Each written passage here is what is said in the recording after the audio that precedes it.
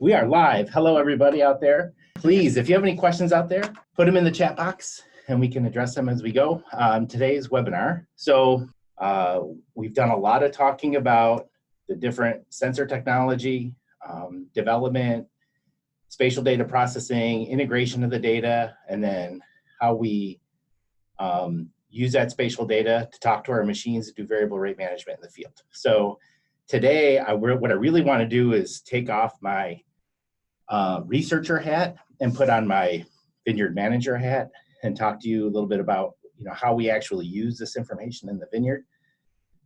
So I manage a Vineyard here at the lab. So I kind of wear a couple hats. One is research, answering research questions through field trials here at the lab. But we also have a working farm with different grapevine varieties. We have hops, we have willow.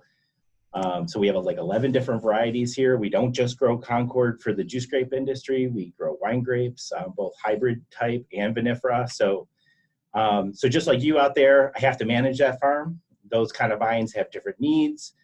So we manage them a little bit differently. And so I also try to use this spatial data in many different levels to try and answer some of the questions or try to deliver high productivity of high quality fruit. Sometimes I'm more after fruit yield, sometimes I'm more after fruit quality, and I use that spatial data in different ways. So talk a little bit about that. Okay, so everybody should know this by now. What the goal of the project is to develop multiple sensing and automation solutions for measuring vineyard, soil, canopy, and crop characteristics and reconstitute those for high resolution spatial crop load management, right?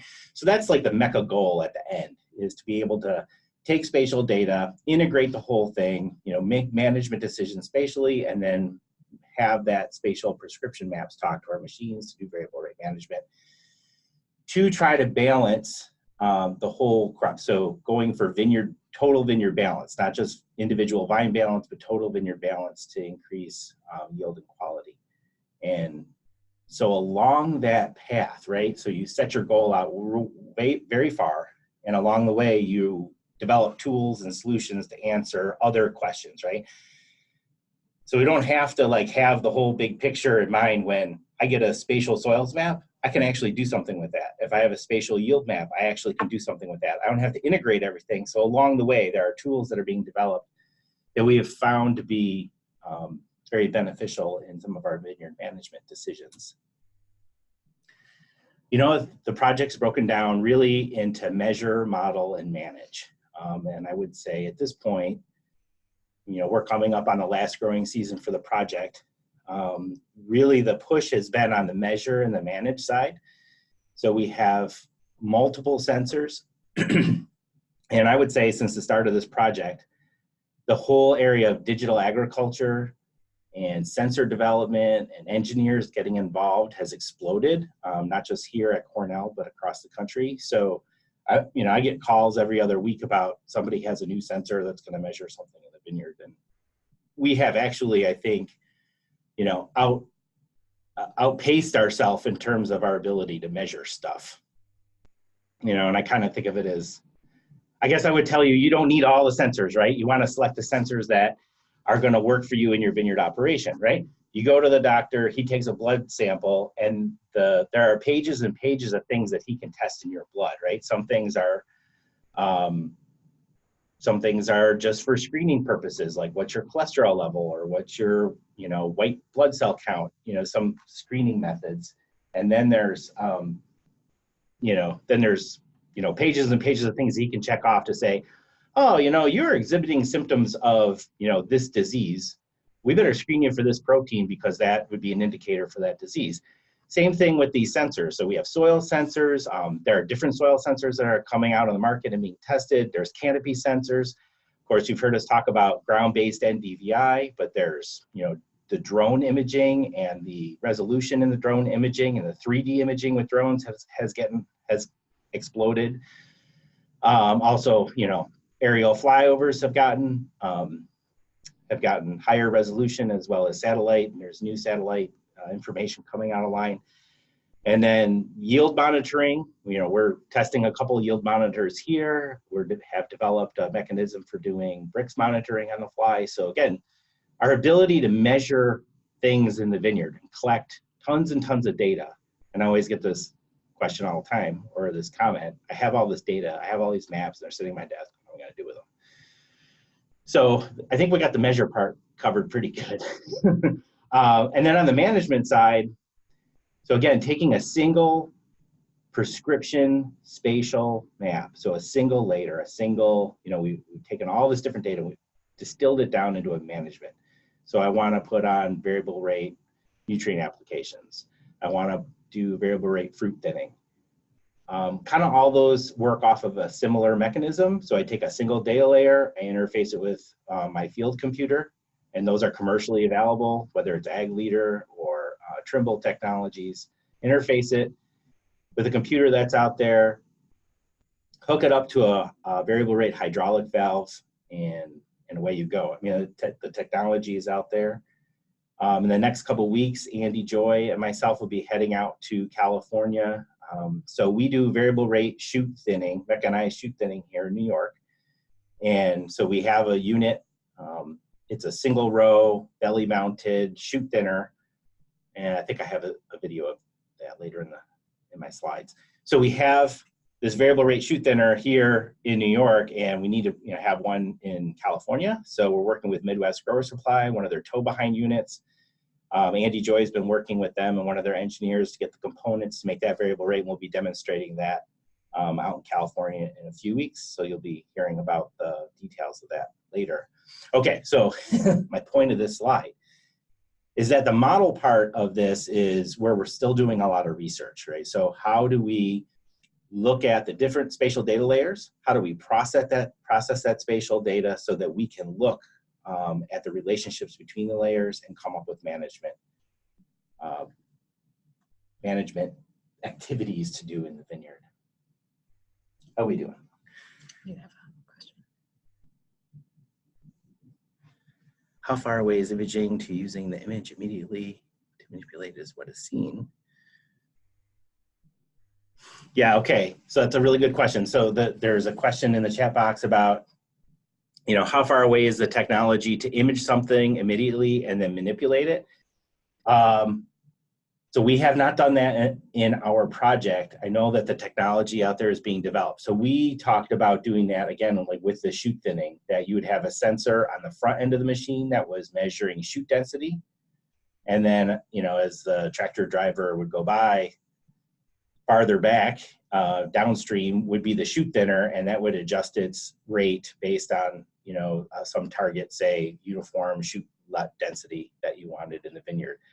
So we've talked about that, but we haven't done that in this. And a lot of that actually has to do with this idea of modeling, that I want to be able to take the whole picture. I want to know what's going in the soil, the canopy, and the crop to make that decision of, do I want uniform shoot density? Do I want ununiform shoot density? Do I want my shoot density to reflect the growth potential in that part of the vineyard?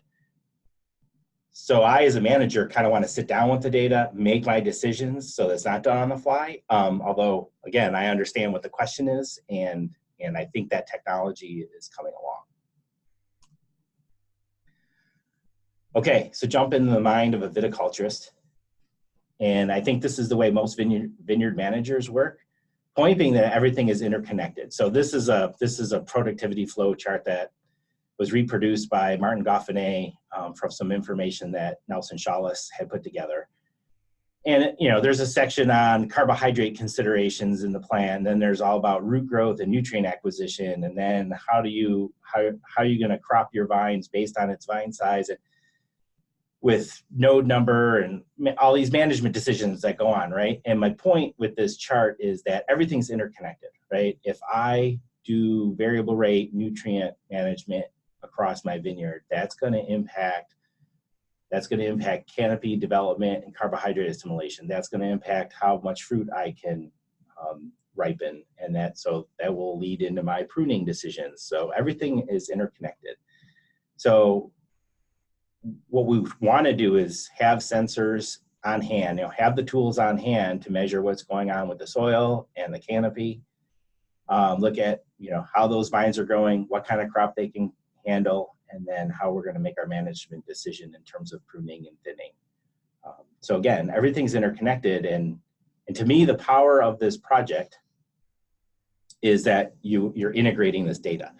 So there are a lot of companies out there that'll come and they'll soil scan your vineyard, or they'll give you a satellite NDVI, and they just, okay, I don't want to be too derogatory, but we call it the pretty picture, right? I get a spatial map of that attribute. It's uncalibrated. It just shows you hot spots in the vineyard, right? The vine vigor is high in one area and low in another. And what we're trying to do with this project is integrate that data, because that's the way a vineyard manager thinks. It's kind of like, how is the soil affecting vine growth, which is affecting my cropping potential and my fruit quality, and how all those management decisions fit together. So there's no more simple questions, right? We used to manage everything on a farm level or even a block level, and now what we're trying to do is to manage things on a sub-block level. And again, with my vineyard manager hat on, that red area in that vineyard block that has, a certain soil type, and in this case, we're looking at yield, but if I had NDVI or vine size on top of that, you would see, in that section of the vineyard, I have low vine size, low productivity. I'm going to treat those vines. My management approach to those vines is going to be completely different. Then I go to the blue section where the vine size is high. It may have excess vigor. I may have shade issues in my canopy. I may have excessive water use or needs for those canopies because they're so large.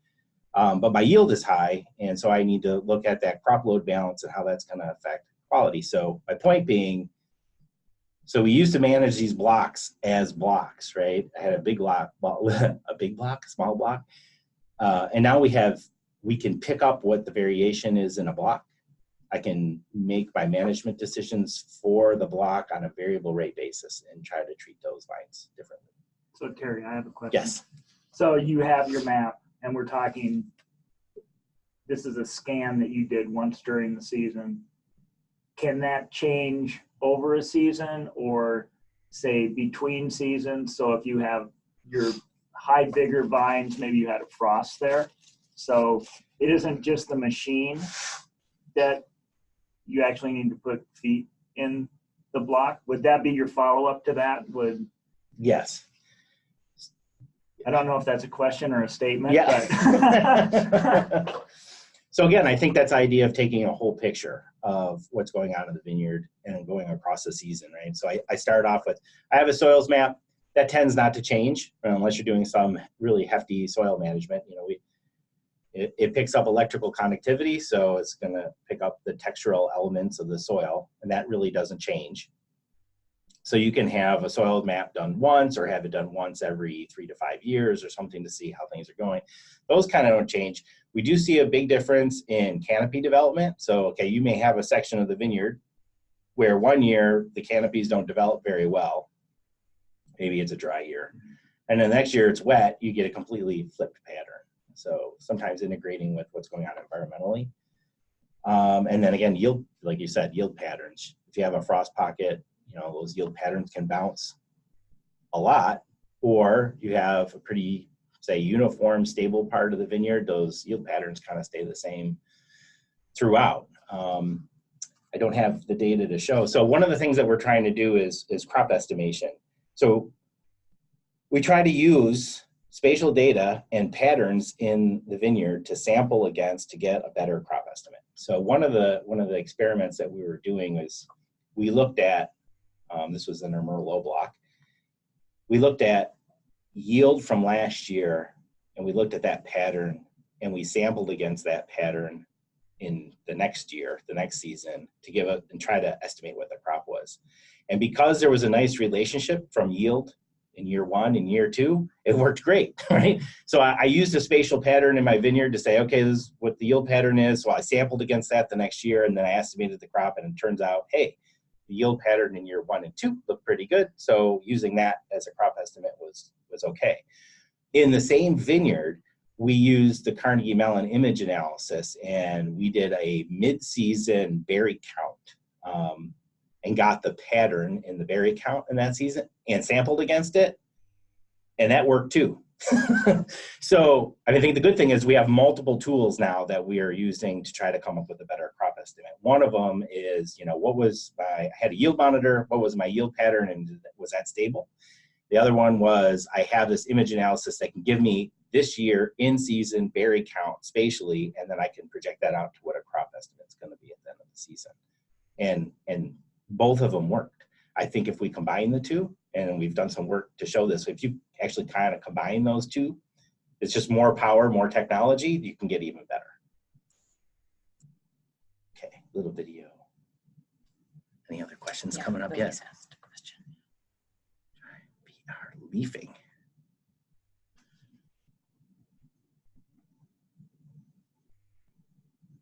No, we haven't. That's a really good question. So at least here in New York, we don't do a lot of leafing with Concord. So the question is about doing variable rate leafing in a vineyard. And that's, I think that would be a really good use of the technology. So last year when I was out in California, I saw some of the de-leafers that were out there. And again, I think I would have to figure out what the mechanism of that would be. So like I saw a leaf shredder, you know, that blew air onto the leaves and it shredded the leaves around the clusters. And there might be parts of the vineyard where you want to leave more leaf cover and somewhere where you wanted to leave less. And I'm not sure how that would work. Either you shut the air on and off, or if you pull the mechanism actually farther away from the canopy and closer, which might be an easy thing to do. So to answer your question, no, I haven't tried it, but again, with most of these applications that are mechanically driven, we can control it with your spatial map that you decide on. Okay, so here's a, that's a good question. Keep coming with the questions. So, okay, so here's some spatial maps, right? You've seen these in previous webinars. We have a soil sled that's measuring electrical conductivity in the soil. So again, I could just take this single data layer and do something with it, right? Like I know, oh, that blue section needs to be more well drained, where the other sections could use different management. The Carnegie Mellon image sensor, so again, yield components. And what we've challenged the Carnegie Mellon guys with is, so you're gonna run this image analysis through the field at different times of the season, and we're gonna try to pick up different yield components, and those yield components will feed into my crop estimate. So yield components being, we can go all the way back to dormant season and count ripe buds. Then you can count shoots, and you can count berries on those shoots, and then you can also get an estimate of berry size. And that's, so we're taking those different yield component layers and putting them together. And a really good question just came up the other week about, I was working with one of the Carnegie Mellon engineers, and he asked the question, we measured, you know, we got a spatial distribution of shoot count in this vineyard, and it didn't have anything to do with yield. And then, and in the same vineyard, we measured berry count, and it had everything to do with yield. And he was asking the question, why the heck would I want to do shoot count? And like with most of these answers, it depends on your vineyard and your system. So in this situation, we were looking at a wine grape vineyard, VSP trained, pruned to a low shoot number and a very uniform shoot number. So their shoot counts did not relate to any variation in yield. Well, that makes a lot of sense, right? If we have the same number of shoots going across the vineyard, and what's really changing is the cluster size or the number of berries on those clusters. That's what's going to influence yield. So when they did their berry counting, they saw a nice relationship with yield at the end of the year. And a lot of our, say, Concord vineyards or machine prune vineyards in the Central Valley, you know, you're not being as, your management isn't as specific on shoot number. So I go out to a Concord vineyard, I machine prune it, right? I've got shoot numbers all over the place, mostly based on vine growth, right? So I got a nice, whatever, big healthy vine, I have lots of shoots, and I have a weak vine with lower crop potential that has fewer shoots. So in that case, I count shoots, and it has a lot to do with yield. The number of berries per shoot, or the number of clusters and other berries on those clusters on that shoot may not change as much in the vineyard. So in that case, shoot number is going to have a big influence on yield. Berry number is not going to have a vary. The tricky one is when they both vary. Right? If you have shoot number that's varying and you have fruitfulness on those shoots that's varying throughout the field, you have to put you have to have a mixed model to come up with a better crop estimate. So a lot of it has to do with what system you're working Okay, so yield components, crop circles giving us NDVI. Again, there's multiple ways of getting that NDVI these days. What I'm really concerned with is about getting geo-reference data so that I can do it in this system. And again, whoops, go back. So we have 2 yield monitors that we're working with, and we have we developed a mechanism here to collect fruit off of a mechanical harvester and process that fruit into free-run juice, at least a subsample of that fruit into free-run juice that goes across a refractometer that feeds into our system so we can get a bricks map. So again, so now I have all these data layers. I have all this information. Each individual data layer, well, I might be able to do something management-wise with it. But layering them all together is what's really helping me come up with a full picture of the vineyard. So what we do, and it's kind of shown in this chart, is just the way in which we process the data. So first of all, so how do I back this up? It's hard to explain. When you get spatial data that's coming in from a sensor, you may have 60,000 data points in any one of those maps. And there's a lot of error in that map. So as that sensor is going through the vineyard, okay, it's supposed to be measuring leaf area. Well, what if it hits a gap in the canopy? And then the next time it hits, a totally full canopy. And so there is variation within that. There's a lot of noise. Let's just put it that way. There's a lot of noise in the data. And the way you process it is we're looking to extract the noise out of the data and look at the spatial pattern that lies underneath. And if we do that with each one of the layers and we project the data to a grid, right? So I have a common grid. Most of the time what we use is a grid size that's equal to our vine spacing. So essentially every grid point is a vine. And we're trying to project all that data to that common grid. So now I can say at this point in the vineyard, here are the attributes for soil, yield components, canopy, crop, and bricks. And now I can make a decision on what do I need to do with that part of the vineyard. And in this case, kind of have this low section of the vineyard, which is actually the north part of the vineyard. There's a lot of water there, so we have low canopy development, low crop potential, and the bricks are okay, but it's because both the canopy is small and the crop is small. And I'm going to manage that differently. Again, it needs to be drained, or I have to hill up to it, or management in New York's a little bit different than what's going on in California. At the top part of the hill, we have a well-drained gravel site, so it dries out. So the soil looks good, and the canopy growth starts off okay, but then it falls off later in the season. And okay, so my water management there is going to be different than in the middle section of the vineyard, where I'm getting really good production out of those vines because the soil's good, the moisture is good, the canopy is good, the crop is good. So again, I in this fairly small block, I have 3 management classifications that I'm going to work with. They're going to change the way I manage the vineyard. One question about the soil layer.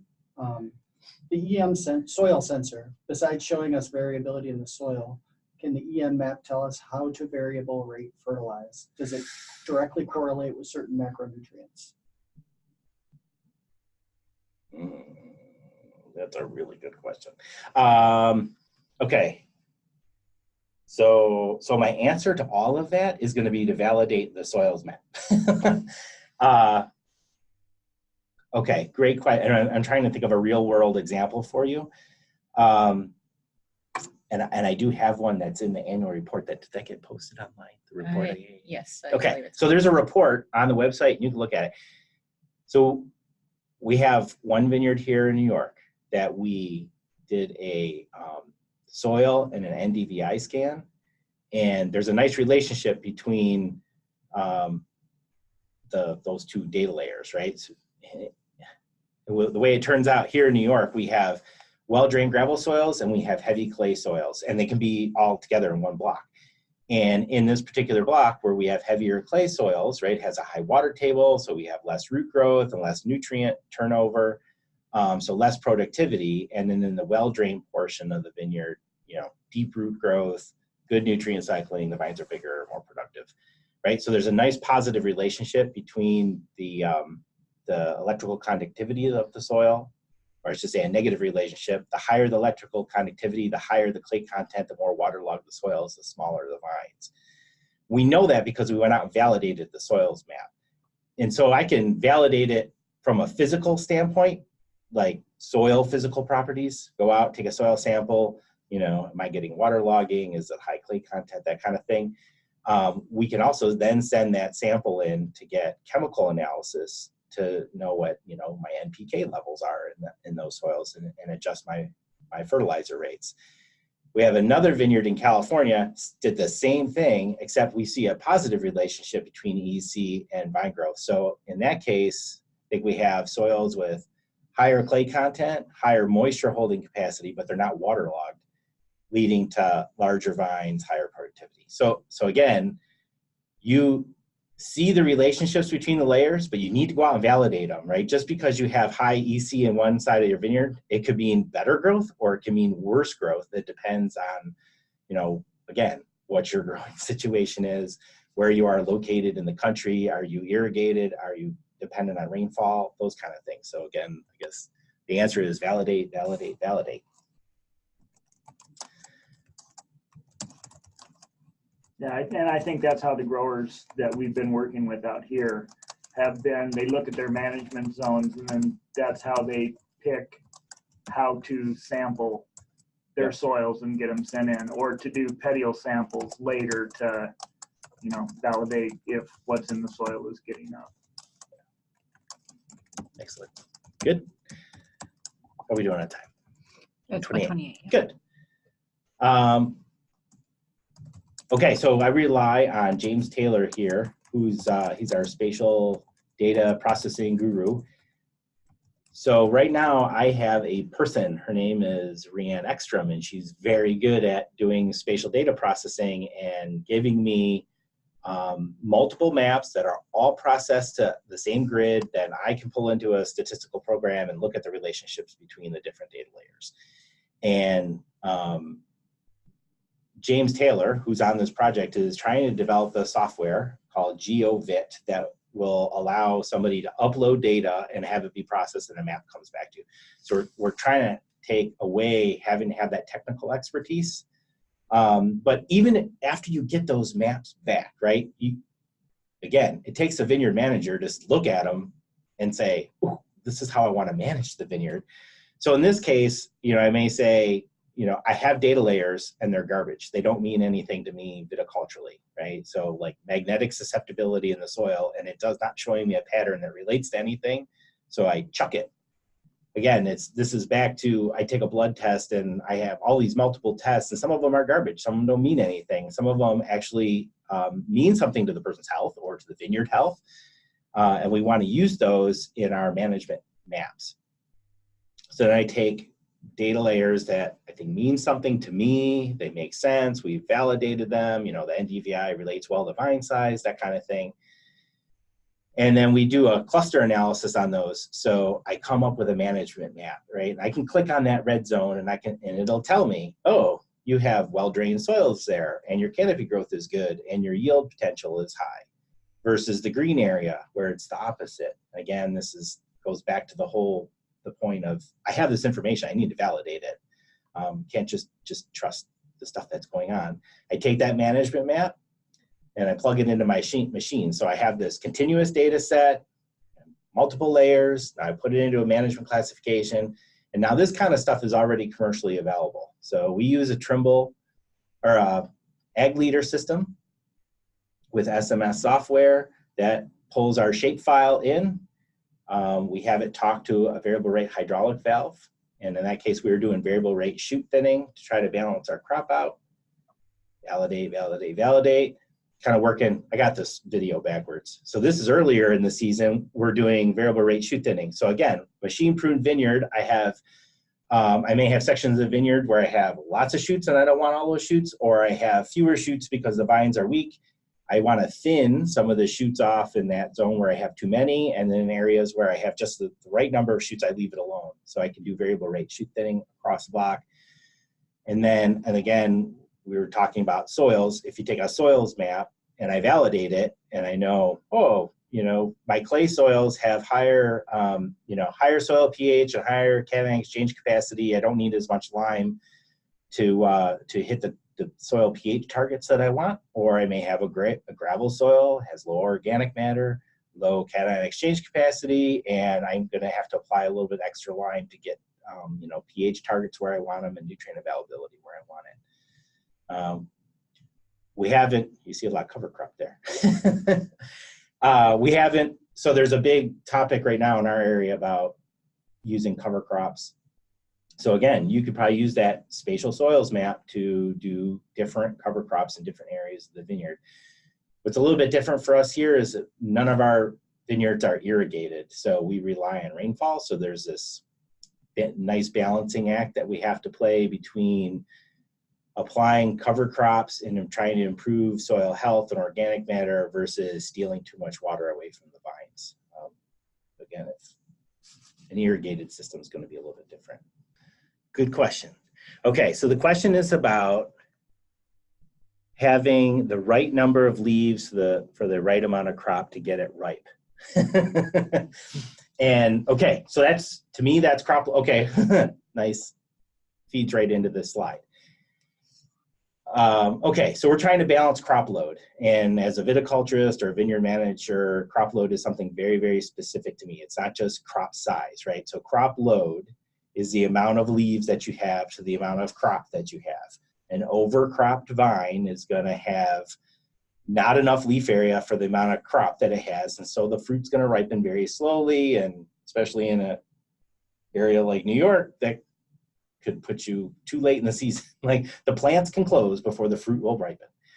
An undercropped vine will have a lot of leaves relative to the amount of fruit that it has, and it tends to ripen very quickly, or it may turn, the vine may turn more vegetative and run into other issues. And a well-balanced vine, one that has the right amount of leaves for the right amount of fruit, will ripen the fruit, and it'll ripen enough of the woods or enough of the buds for next season so that you maintain that crop potential, right? To me, a balanced vine is one that maximizes light interception, minimizes internal canopy shading, and then hangs the right amount of fruit so the fruit gets ripe this year, and that next year you're coming back with the same crop potential. To me, that's balance.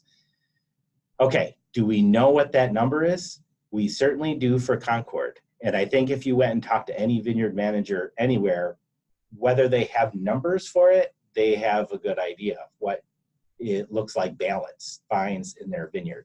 So for Concord, heck yeah, we know what it is. We know what the numbers are. We know what our targets are. I mean, we talk about 15 square centimeters of exposed leaf area per gram fresh weight of fruit, right? If I could hit that target everywhere in my vineyard, I'd be really happy. Another way to measure that is by the Ravaz index, which is the fruit weight to pruning weight ratio. So pruning weight is a surrogate for leaf area, right? A small vine, like a 1 pound vine, it's going to have a little bit of leaf area, and a 3 pound vine, a vine that has 3 pounds of dormant cane pruning weight, is going to have a lot of leaf area. So Nelson Chalice used to talk about the target pruning weight would be about 0.35 pounds of dormant cane pruning weight per foot of row. And all that really means is if you hit that pruning weight target, you probably had enough leaf area that optimally intercepted sunlight, right? You had leaves out there that would intercept sunlight, but you didn't have a lot of internal canopy shading because you had excessive leaf area. So the target is 0.35 pounds of cane pruning weight per foot of row, which that leads to leaf area, and then fruit weight is your fresh fruit weight. And when you look at those two together, you come up with a Ravaz index. So the ratio between those is a Ravaz index. And for Concord, we like to hit about 15 on the crop load index, right? And so in this particular vineyard, machine pruned Concord vineyard, right? We left more fruit out there than we could possibly ripen, and that's a frost risk management strategy for our region. Leave more fruit, and if we don't get any frost, well, then I can thin some off. If I leave more fruit and some of it gets frosted off, I still have a crop there that I can ripen and stay economically viable with. So here's a vineyard. So we went out, we did crop estimate in those different regions. So there's a red, a green, and a blue. We did crop estimate in each one of those. And then we made a thinning decision, a mid-season fruit thinning decision on each one of those. So we had to set up our harvester So we run the harvester down the row and it shakes some of the fruit off, and where we want to take off more fruit, we have to turn the beater speed up. When we want to take off less fruit, we turn the beater speed down. So we do variable rate fruit thinning, and this graphs show what the results were. So if you look at the population of data in that vineyard, you get these bell-shaped curves. So the red vines were very overcropped and the blue vines were still overcropped, but not as much. By variable rate fruit thinning, we shifted the population of all those, the crop load population of all those vines to make them more balanced. So our target is that gray bar around 15 on the crop load index. So there are a lot of other vineyards out there that 15 is like, whoa, that's way overcropped. If you look at a Rivaz index of 15, those vines are overcropped, not good. Concord, again, we're only trying to hit 16 bricks. Crop load of 15 in our climate with our variety, that's what we're hitting. It's going to be different if you're trying to grow Pinot Noir in Oregon, or if you're trying to grow Cabernet Sauvignon in the Central Valley. Your crop load value, your target, is going to be different. I don't know what that is because I'm not a viticulturist that's done research in the area. I do my research with Concord, but each area should know kind of what their target is, and then you can use this management practice to try to hit those targets. Tony, you asked the tough questions. So the question is, how far is an operation like Tony's, which is Scheid Vineyards, which is a pretty large operation, geodata layers and turning them into machine management instructions for daily farming? What are the steps to take? Okay. So that's a loaded question. So first, again, back to the blood test. What data layers do you want? What kind of management are you trying to do? Like, okay, I'll just spitball here, that you're trying to do variable rate shoot thinning. So you have vineyard blocks, and let's just say you want to do mechanized variable rate shoot thinning to target some uniform shoot density across an entire vineyard. What we would do in that situation is I would go out early season when the shoots are, say, 3 inches big, and I would take an NDVI of that vineyard. I'd validate it against shoot counts. So usually that early season NDVI, we can validate very well against shoot counts. So I'll know I have high shoot density in this part of the field and low shoot density. I can turn that map around in less than a day. It depends on who's doing your spatial data processing, right? I can NDVI it day one. I can have it processed in the afternoon. I can come up with a management thing, and the next morning I can be out there doing variable rate shoot thinning. And if, I don't know, hope that gives you a good example. That is what our intent is when we're going to come out. As long as we can get the machine out in California to be able to do variable rate, that's going to be our intent. We're going to go into the vineyard, scan it, validate it against shoot counts, put the prescription map into the machine, and do the variable rate shoot thinning the next day. And I think that's one of the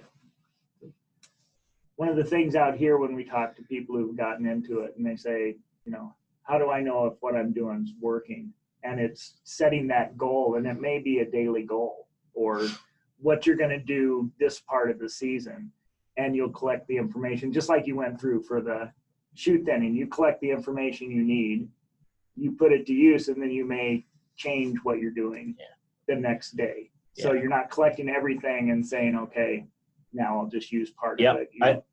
I think that's a very simple example of I can get immediate feedback from my map and make a decision. I talk about the bigger picture of, you know, if I know what last year's yield or last year's crop load was, I know which vines are more or less stressed in that vineyard. And now I go out and get my shoot count map. I may want to do variable rate shoot thinning to hit variable rate or variable levels of shoots in that vineyard to try to balance it out. So, I mean, there's the immediate, I took a map, I did something about it, versus I have a grander picture of what's going on in this vineyard and what's driving production and how over time I want to balance that vineyard. And, you know, I'm going to have multiple variable rate management practices looking at multiple variables to try to balance that vineyard out. So it's all in how, you know, whatever involved you want to get with the data. What I do want to get away from is I have all these stacks of data on my desk and I don't know what to do with them. we're And Tom probably does. running out of time. Let's see. I do daily operations with our data through the season. I think. Where's the rest of the question? I think that's it. Oh, More of a statement. okay. Tom and Betts is saying that he does daily operations with his data throughout the season. Start out with one and build from there. And I would agree with that. That kind of gets back to I just have a few slides looking at that integration. So there's stuff you can do with one data layer, right? I go out, I take my map, I look at it, I can make a decision. It doesn't even have to be properly like processed, right? Just getting a picture of what's going on and be able to make management against it. We do a lot of work with validation, again, comparing randomized samples versus stratified samples based on our spatial data. Okay, I put in the example of crop estimation. We have shown that stratified samples based on spatial data improves our crop estimate. Well, that could be validating a soils map in terms of potassium nutrition. That can be crop load management. That could be bud number left after machine pruning, right? It can be anything that you want to measure in the vineyard. Looking at that spatial information and trying to validate it against manual measurements. We found that having both the yield and bricks monitor together adds a nice data layer in terms of, so for us, if we go to a part of the vineyard and I'm picking and I have high yield and low bricks and that truckload of fruit's not going to make minimum sugar standards, I can move to another part of the vineyard. And just having that on the fly information helps prevent a rejected load, where I can let the fruit that's unripe hang longer, and let it hang for another week before I go and harvest it and give it a chance to get ripe.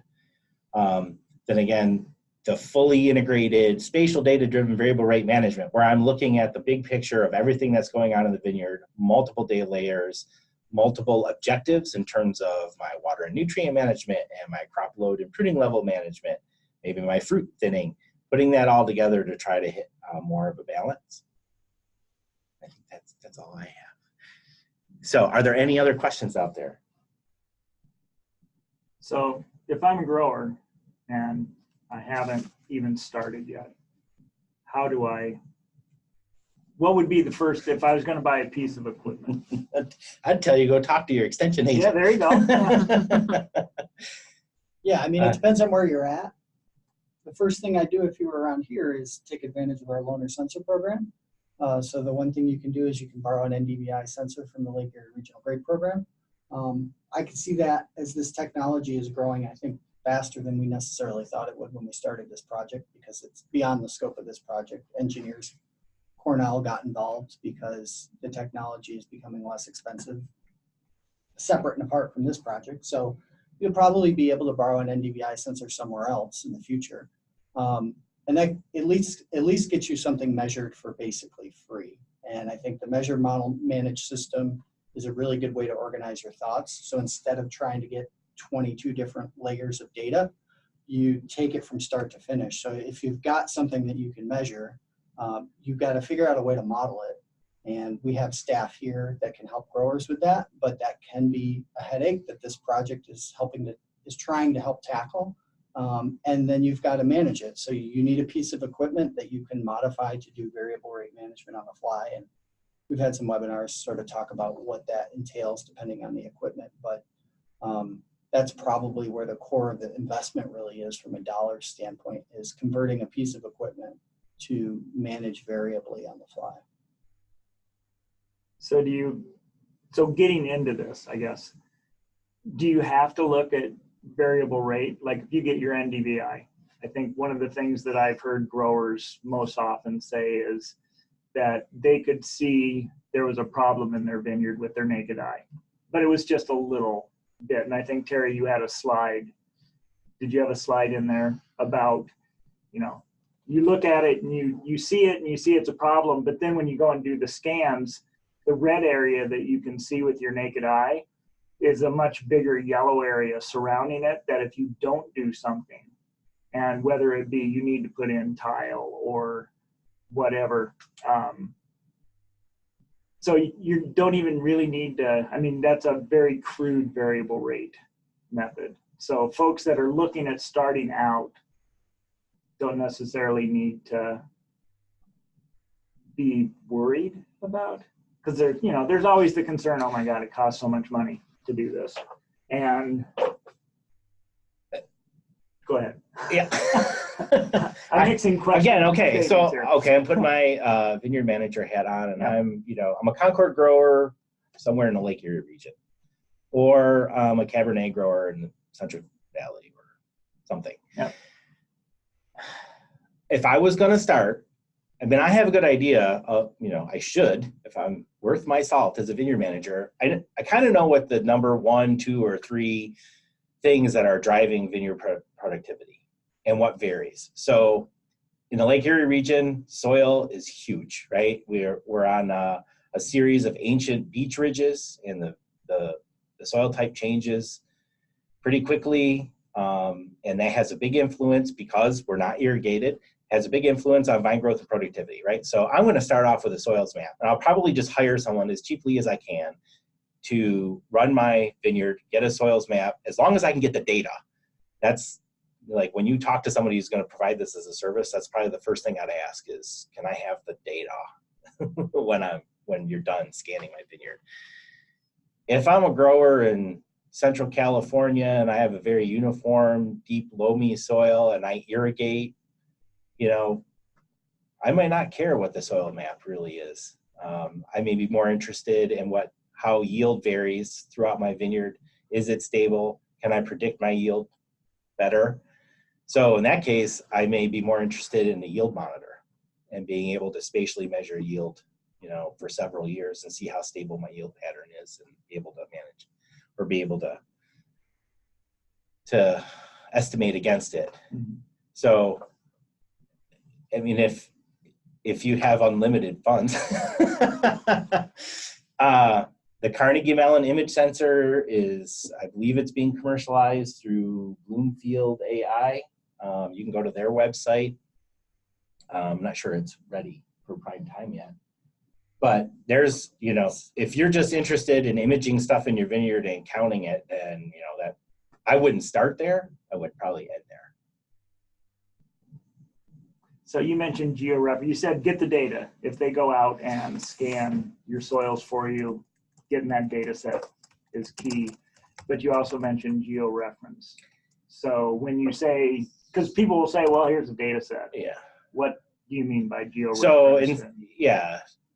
So if I was going to hire someone to do an NDVI of my vineyard, right, I wouldn't want just a PDF image of my vineyard with, a color ramp on it showing me the different NDVIs throughout the vineyard. I'd want a file that had XY coordinates and the data it collected. Because that's what I use if I want to do multi-data layering and comparisons. I need to have that raw data so I can process it. I can't just compare like one pretty picture to another pretty picture. Anything else to add from the inside group here? And if you have any questions, this is your last shot. So I'd like to thank everyone out there for joining in. Again, if you have any questions offline, you can send them our direction and we'll try to answer them as best as possible. Thank you. And if you have any comments, even if it's not a question, just say, Terry's jokes are terrible. I don't care. Just send them along, just so I know that there are people out there and that we're just not talking to blank space. All right, everyone have a great day, and we will talk to you again in a month.